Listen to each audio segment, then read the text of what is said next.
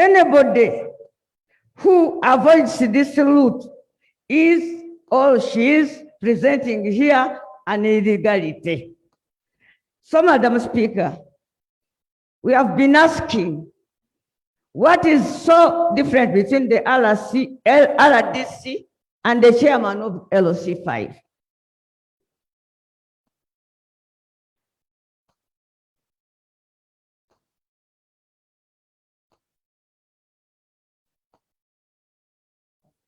Yes, thank you. Thank you very much, Honorable Nambooze, for giving way. By the way, you have given out your time, Honorable Nambooze. Madam Speaker, the information I'm giving to my colleague is that today morning I got information from my district that the permanent secretary of local government has written to all districts instructing them not to hold district council meetings as long as there is still lockdown. Now, that means whether we pass supplementaries, whether we send money to districts, district councils cannot sit. This is information I got because Buhwe's district local government was supposed to have a district council which has been cancelled. So linked to what the member is raising, maybe the minister will inform us or the prime minister who is here on whether district councils cannot sit and do business as usual, yet we as parliament, we are sitting under lockdown. But members, I would really love if when you're coming with such a statement, you come with a copy of the letter and lay on table, other than relying on hearsay. Because if somebody is calling you and saying we are not supposed to sit, is it documented? Let's have evidence-based debate. That there is an evidence here, I'm laying a letter on table that district councils are not supposed. It's not about a rebuttal. It's not about a rebuttal, but I'm saying we need evidence-based debate, not just a hearsay. Madam Speaker. I'll bring it tomorrow morning. Madam Speaker, I beg that you allow me to notify this House that I will bring a motion concerning the issue about decentralization. I'm very grateful for the time you have given to me, Madam Speaker. And Madam I'll be very, very happy if you find it appropriate to allow my motion and the debate about decentralization. We'll wait for your motion and we decide when it comes. Members, I received a lot of cheats. I want to inform members that when you have a matter of national importance, kindly take it to my office. Give it to the personnel in my office, at least before midday. And that will be captured for as a matter of national importance. But when you keep sending me cheats here, it won't be considered. I also have a number of issues that were supposed to be responded. One from Honorable Kaberuka, from Honorable Isa Ahmad of Kapir, Honorable Asimwe Enos, Honorable Celia C. Awogon, Honorable Koluo, Honorable Kiwanuka, Honorable Apollo Christine, Honorable Ndiwalana Christine, and Honorable Zijan, Honorable Feta, Honorable Donald Katari from Buenge, and then Honorable Ezama Silaj. The responses are ready with the ministers. We also have issues that we have received from the following MPs that are being processed for responses from the ministers.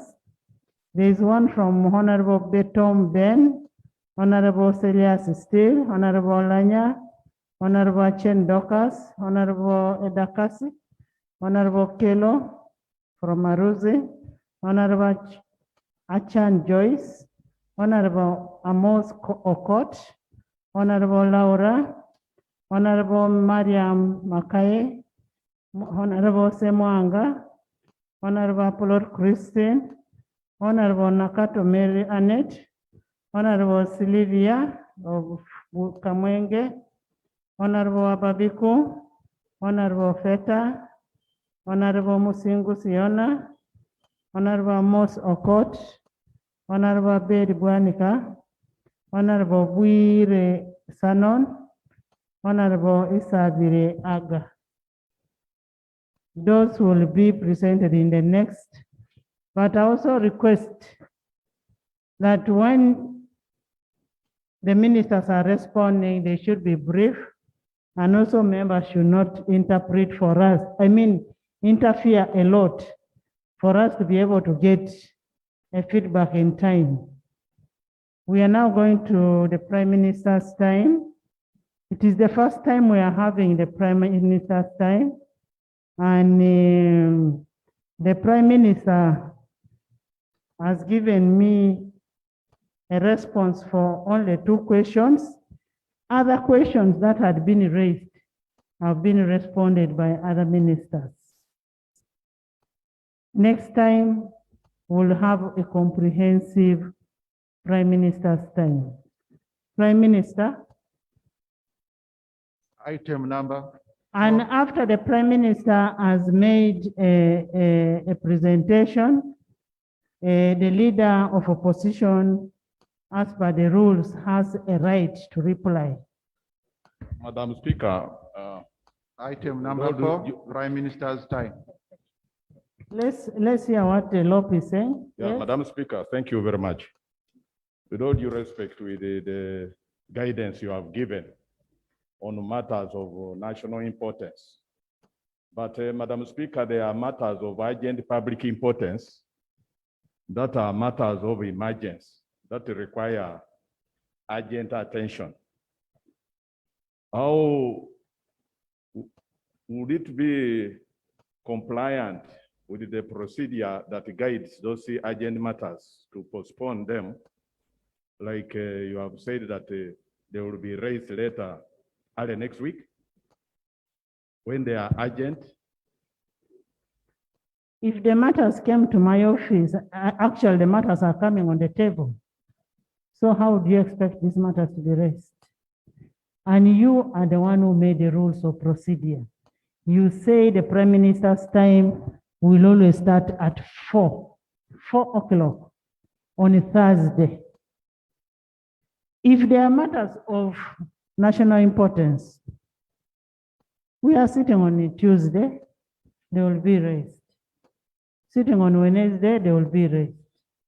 So there shouldn't be any issue of, unless if you want us to review the Prime Minister's time.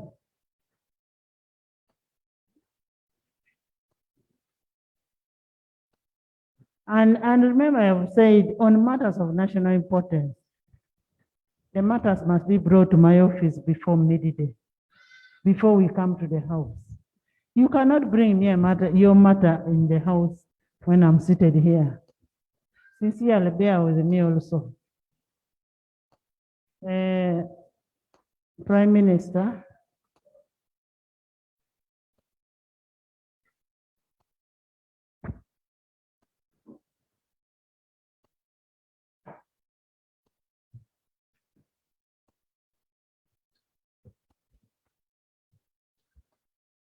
Thanks so much, Right Honorable Speaker and honorable colleagues. I want to, first of all,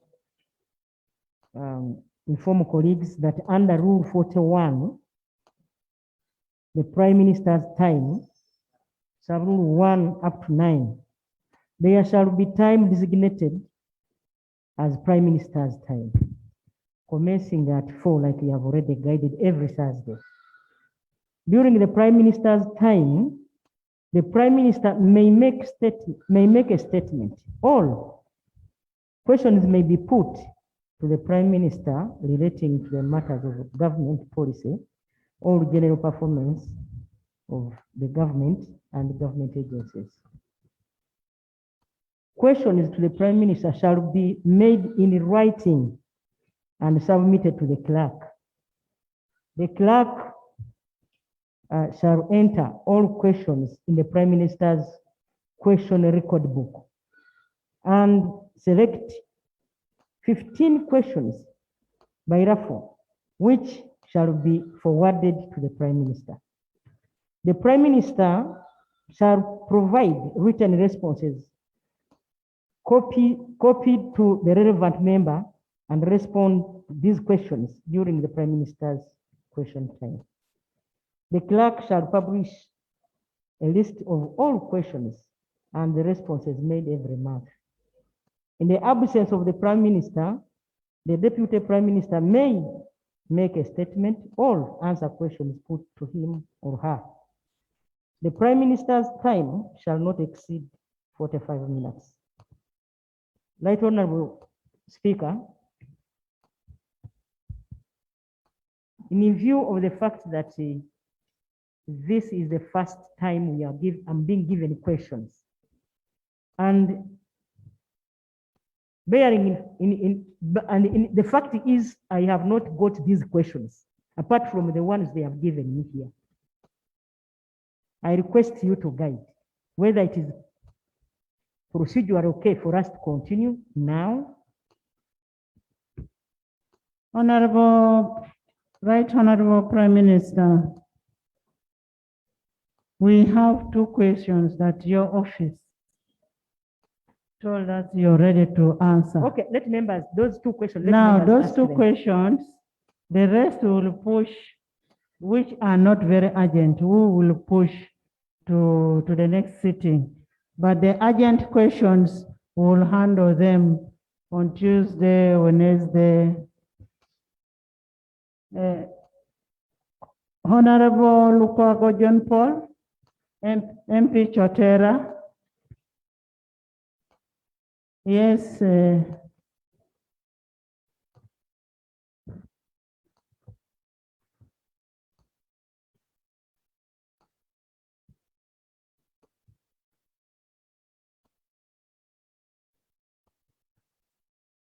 Thank you, Right Honorable Speaker. Right Honorable Speaker, I rise on a matter of procedure. It shall be recorded that during the Prime Minister's question time,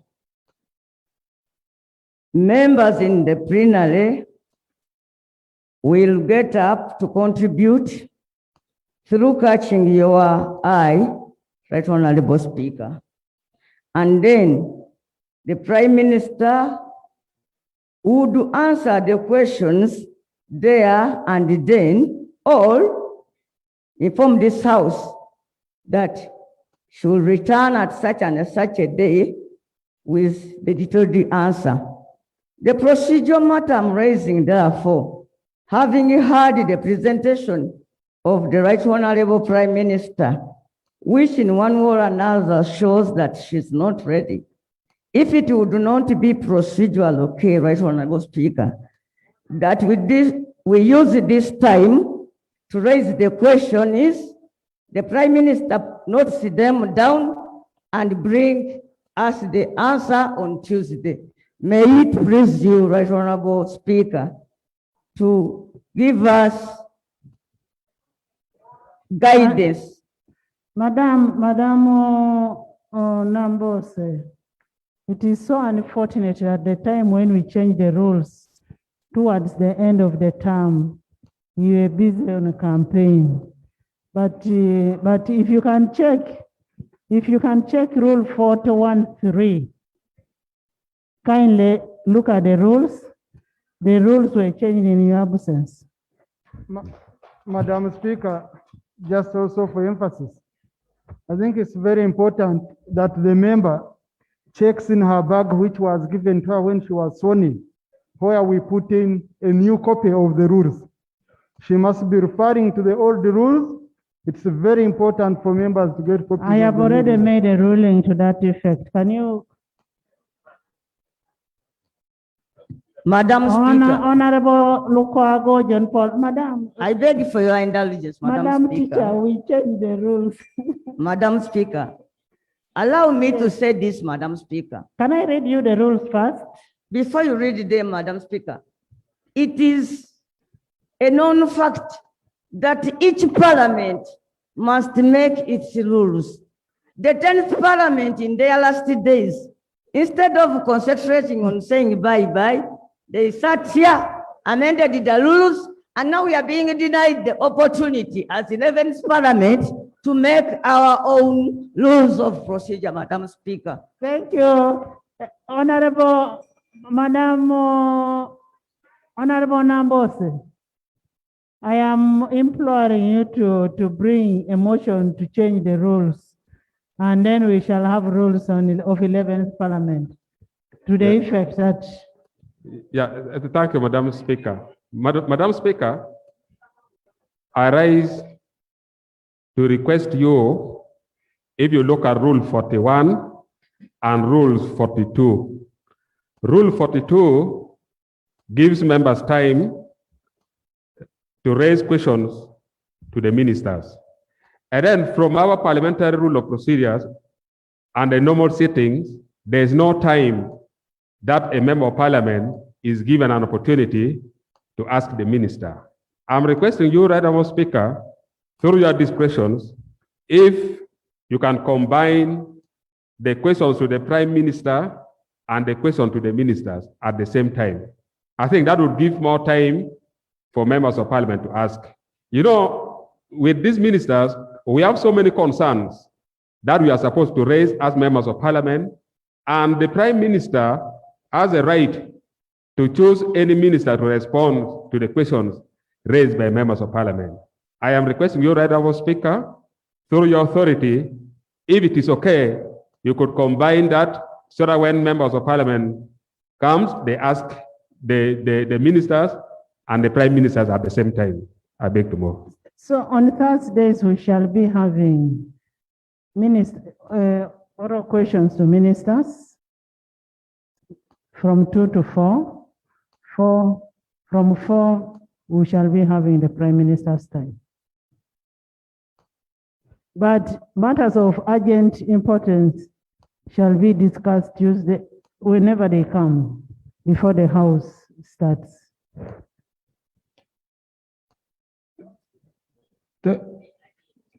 Thank you, Madam Speaker. For the record, I'm Lukwago John Paul Mpalanyi, the Member of Parliament, Chotera County. I'm raising under Rule 41 of an issue concerning Chotera Masaka Mutukula Road. Without overstating the importance of this road, the road was built in 1960, and it has a stretch of 96 kilometers from Masaka to Mutukula, which is one of the major routes linking and promoting trade ties and cooperation between Uganda, Tanzania, and the rest of the East African partners. The state of this road has deteriorated over the years, which is adversely affecting the traffic flow.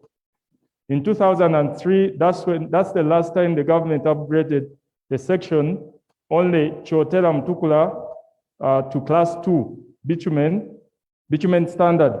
Since then, there hasn't been any civil works on this road. However, the commissioning of the Mutukula one-stop border post in 2016 has witnessed a surge of volumes of cargo traffic flow, and the Masaka Mutukula road has occasioned its gradual deterioration. Now the question is, could the Right Honorable Prime Minister inform the House of plans by government to rehabilitate Masaka Mutukula road? Thank you. Thank you, Prime Minister.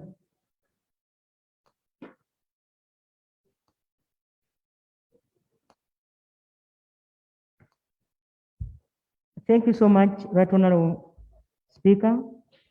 Right Honorable Speaker, the visibility study for that road and the details to rehabilitate that road, that is Mutukula Masaka, was completed in October 2020 and would be financed by AFDB grant through ESC.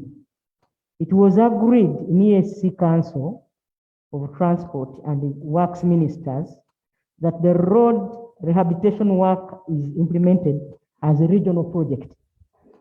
And the ministers were to inform finance ministers to submit requests through ESC.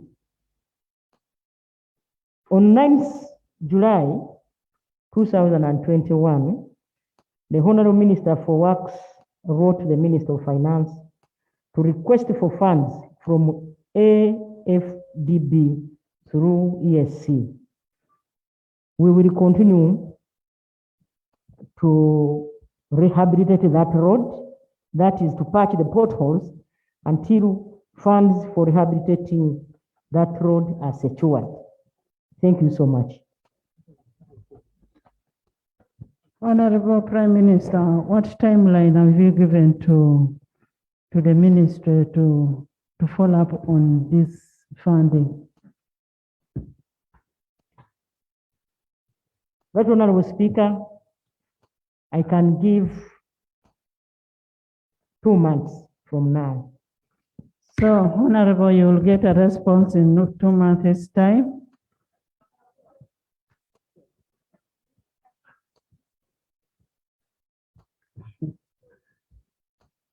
That is a statement from a leader of government business.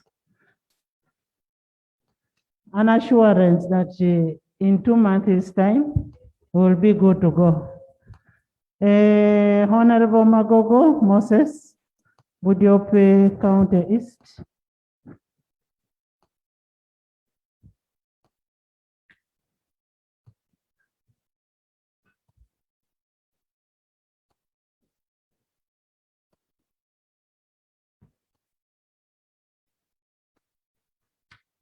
Right, Honorable Speaker. My name is Magogo Moses Hasim. I represent the people of Budiope East, Buyende District, Okupe Busoga. I rise on the matter of concern of the people of Budiope East and generally Buyende District. And this is a matter of the road network in the area I'm talking about. Buyende District happens to be at the end of Busoga between the fingers of Lake Choga.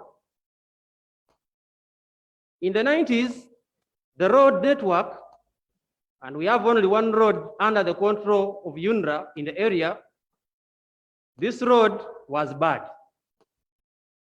10 years later, the road became terrible. Today, as we speak, the road is impassable.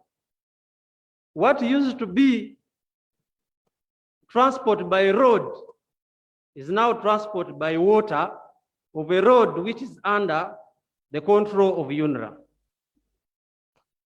The question, I'd like to bring it to the attention of the Right Honorable Prime Minister and government, that what is the plan of government in as far as addressing the situation of this road, which comes from Kamuri District to Iyingo, the landing point, which connects to Serere District across the lake, but also goes through Irundu and back to Kalilo District.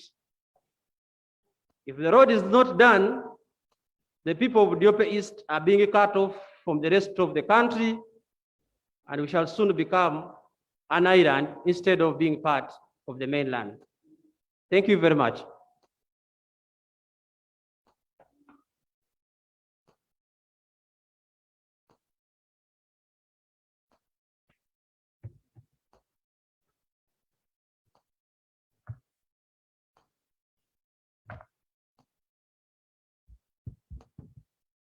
Right, Honorable Speaker. Thank you so much, Honorable Magogo. Kamuri Kibera Bukungu in Buyende is due for upgrading to tarmac. there is a contractor maintaining that road. UNRA has a framework. UNRA has a framework contractor working on maintaining Nabirumba Buyende Kidera, Julia Samp, and that will be worked on this quarter. Kamuliringo was worked on under Rock Trust Limited. All this will be reviewed again and an intervention made in quarter 2. Kaliro Irundu is under periodic maintenance by Swift Engineers Limited. That Honorable Speaker, I beg to move.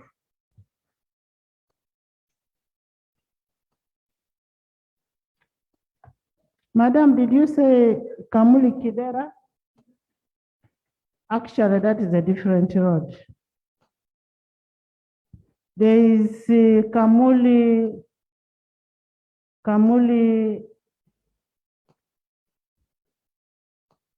there is Kamuli Road. There is Kamuli Ringo. Yes. There is Nduria Samp, which he talked about. There is also Kaliro Irundu, which he talked about. Yes. Kaliro Irundu is under periodic maintenance by Swift Engineers, and road works is starting very soon. So when do you expect the road works? In how long, madam?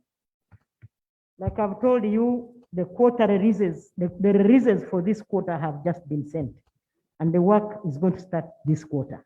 Thank you This so much. quarter? Okay, thank you.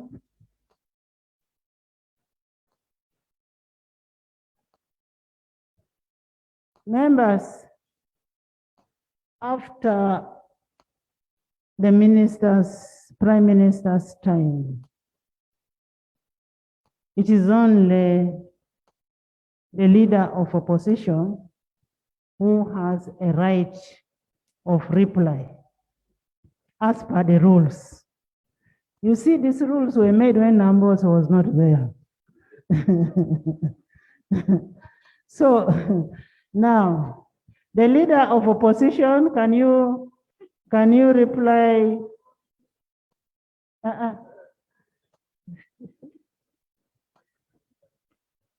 Thank you, Right Honorable Speaker. And thank you, Right Honorable Prime Minister, for attempting to answer the questions that were raised by members. Madam Speaker, these rules were improved upon so that the Prime Minister's time does not degenerate into a Q and E time like it used to be. And the Prime Minister, if she were to conclude what she was reading in Rule 41, and particularly sub-Rule 5, the Prime Minister is required, and the word here shall provide written responses copied to the relevant members and respond to these questions during the Prime Minister's question time. This is the commencement day, I suppose. Next time we will be in absolute compliance with what the rules require. But Madam Speaker, the two questions that were raised were both on roads. And we know that our budget and the budgetary allocation is of the financial year 2021-2022. The lion's share of that budget were two sectors. The one of transport, works and transport, and the docket under which these roads are supposed to be rehabilitated and maintained, as she has responded. It received well over 5 trillion. And the other lion's share was taken by security. Madam Speaker, there would be no justification whatsoever from the Prime Minister, who is the leader of government business, with all that huge budgetary allocation, to still continue to have roads in deplorable state in this country. And of all places, even in the city of Masaka, So this remains a serious challenge and an egg on the face of the Prime Minister. I beg to respond. Thank you so much, Leader of Government, Leader of Opposition, and thank you, Prime Minister, for your response. I also urge the members to make a close follow-up on their issues, since the Prime Minister has committed herself that within this quarter, work should be done. And Prime Minister, you need to appreciate what members are going through. Some of these people used those names as a campaign tool, that when I am in Parliament, I will make sure that this road is worked on. So we need to be mindful and help these members of Parliament in issues that they are raising. So I want to thank you for today's sitting. I want to thank you for coming. It is a practice that after the Prime Minister has spoken and given a statement, we do not have any other business. And therefore, I adjourn the House to Monday. Right, Honorable Speaker, just a minute. I wanted to assure members that I'm there.